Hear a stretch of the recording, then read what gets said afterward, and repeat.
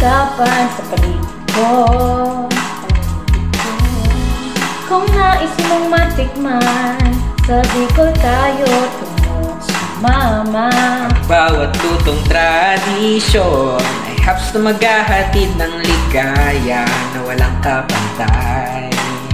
Nakakabaliw na pagkain, sigurado bibitong sa bawat tikim, kaya bumalik. Oh Bicol, Bicol, Bicol, halika, tara na. Saan mo ba gustong pumunta?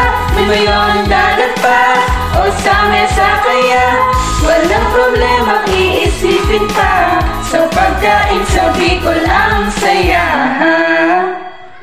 Tara na sa Bicol, umaawit mula kusina hanggang sa sala.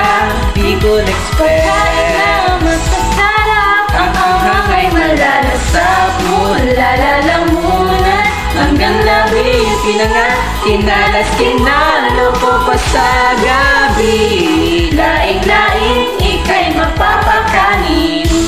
Lagi-lagi, lagi-lagi, lagi-lagi. pagkain ng mahala, marketing ng maan at aspaban.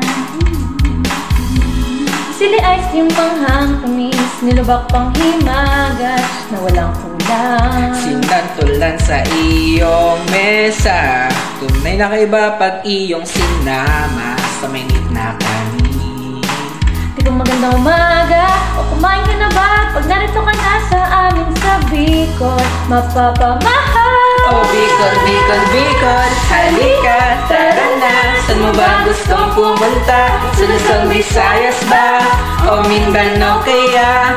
Pero Bicol ang lagi mong dama. O sa pansit na to mapapakain ka. Tara na sa Bicol, umaawit mula kusina hanggang sa sala.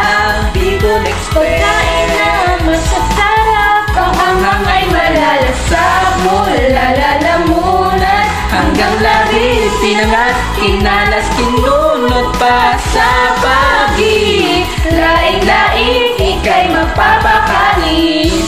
Lagi-lagi, lagi-lagi, lagi-lagi. Tara na sa Bicol!